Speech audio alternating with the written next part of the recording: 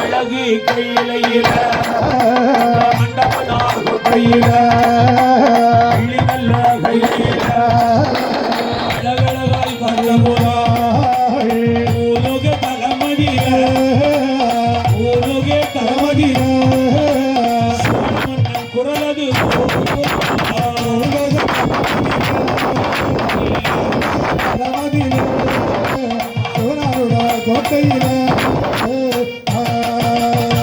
அப்படி பூவுலகத்திலே சோழவள நாட்டிலே செம்பிக சோழ மன்னனும் திருத்தேவியுடைய குரலானது அவைய குரலானது ஆண்டவன் மகேஸ்வரனுடைய காதிலே கேட்கிறது. பார்த்தார் பகவான் பரமஈசன் பிள்ளை இல்லாத குறை சோழவள மன்னனுக்கு. ஆகையினாலே இந்த 2 குழந்தைகளையும் அண்ணன் தங்கையையும் அப்படி பரவி செய்யலாம். இந்த சோழ மன்னனுக்கு பிள்ளைகளாக பிறந்து வாருங்கள். அப்படி வாழ்ந்து வரக்கூடிய சமயத்தில் வழி முடித்த பிறகு நீலியாகவும் நீலனாகவும் இசைக்கியாகவும் அவதரிப்பீர்கள் என்று வரத்தை கொடுத்து அப்படி அனுப்புகின்றார். அப்படி வருகின்ற மாத்திரத்தில் ஒரு நாள் சுப தினத்திலே இந்த திருத்தேவி நங்கை மகாராணியானவள் கர்ப்பவதி ஆகிறாள்.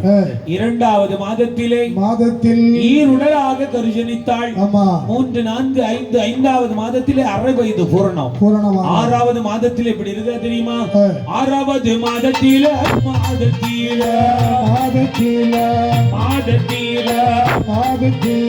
அங்கமெல்லாம் தங்க நீரோ தங்க நீரோ 6வது மாதத்திலே தங்க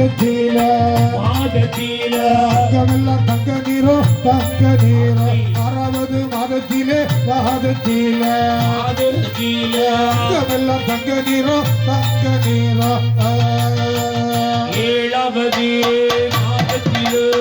7வது மாதத்திலே இளங்கருக்க முடியாமல் 8வது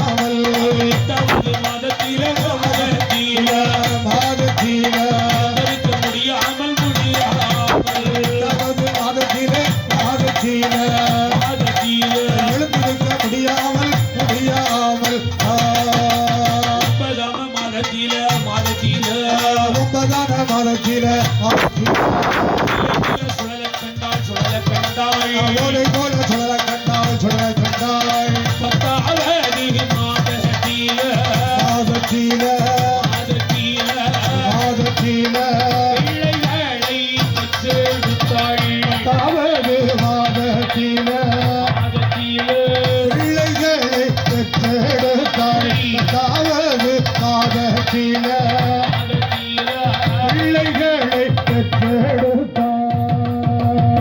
அப்படி 9வது மாதத்திலே ஓலை போல சுழன்றாள். 10வது மாதத்திலே அழகான குழந்தைகளை பெற்றாள். எப்படி பெற்றாள் என்று பார்த்தோமேயானால் ஒரே சூலில் 2 பிள்ளைகள் 2 பிள்ளைகளாக மொத்தம் வந்து பிறந்த எப்படி பிறந்திருக்கிறார்கள்? அப்படி 2 குழந்தைகள் ஒரு சூலில் 2 பிள்ளை பெற்றாள். திருத்தேவி நங்கை மகாராணியானவள். எப்படி என்று பார்த்தோமேயானால் ஒரு சூலில் 2 பிள்ளை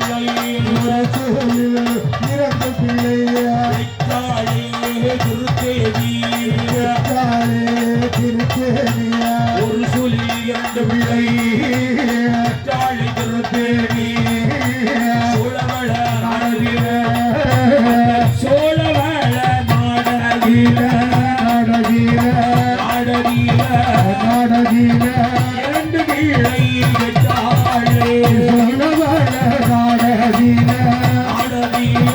2 பிள்ளை பெற்றாளே.